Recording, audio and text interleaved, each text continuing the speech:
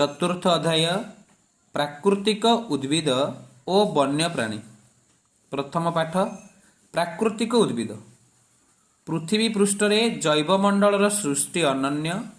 विभिन्न प्रकारर वृक्ष लता और तृणरे सुसज्जित आमर ही आपणार पृथ्वी अत्यंत सुंदर।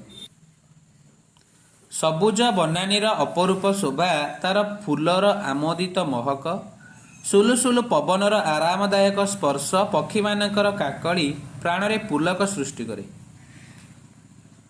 तुमे माने तुम चतुर्पार्श्वरे अनेक प्रकारर पशु पक्षी देखुथिबो। सेमानकु स्पर्श करिबाकू, सेमानक सह खेलिबाकू मन व्याकुल हेउथिबो। आम देश भारतवर्ष विशालता एवं सबु क्षेत्र में विविधता, अनेक प्रकारर उद्भिद तृण पशु पक्षी मानकु निज बक्षरे स्थान देइछि। आम देश पृथ्वीर 12 गोटी जैव विविधता देश गुड़िक मध्यरु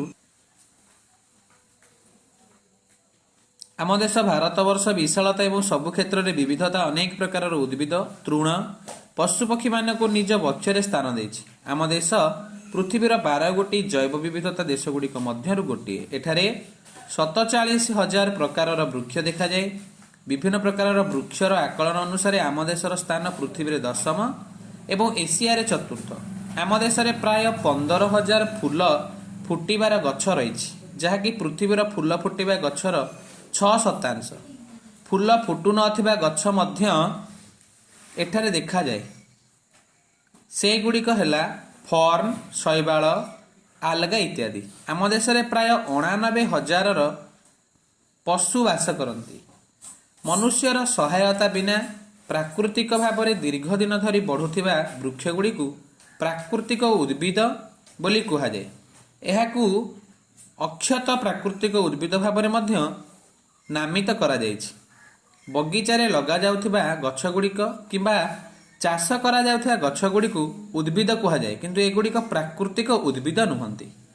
आमे जानिले जे जेउ उद्भिद गुड़िक प्रकृति पृष्ठरे स्वतः बढ़ी थांती सेमानकु उद्भिद कहा जाए, एवं जेउ पशु पक्षी माने सही उद्भिद सहित मिसी रही थांती तांकु प्राणी कहा जाए। और उभय उद्भिद और प्राणी मानकु नेकी आमर अरण्य गठित होइछि। एहार कारण हेउछि कि समस्त पशु पक्षी और उद्भिद को लेकिन जो अरण्यटी गठित ताकू एक बृहत जीवाणी बोली कहा जाए। आम भारत में भिन्न भिन्न प्रकार उद्भिद और वन्यप्राणी देखा जाइथांती। एहार कारण हेउछि जलवायु, भू उच्चावच और मूर्तिकार भिन्नता। आज आम चिरहरित अरण्य विषय पढ़ा जावा। आमर भारत में मुख्यतः 5 गोटी अरण्य दृष्टिगोचर होता है। क्रांतीय चिरहरित अरण्य, क्रांतीय पर्णमोची अरण्य, शुष्क बा कंटा जातीय अरण्य, जुआरिया अरण्य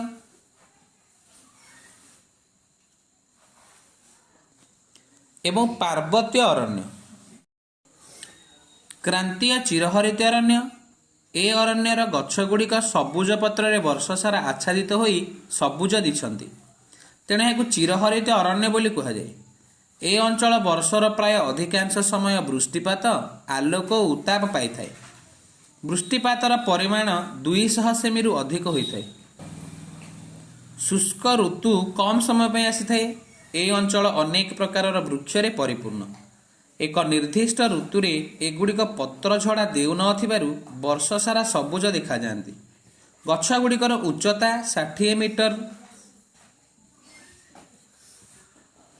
कम अधिक होता है। बड़ गछ गुड़िकर पाददेश छोट छोट बुदाड़िया गछ देखा जाए। अनुकूल परिवेश हेतु एठारे घंच जंगल देखा जाए।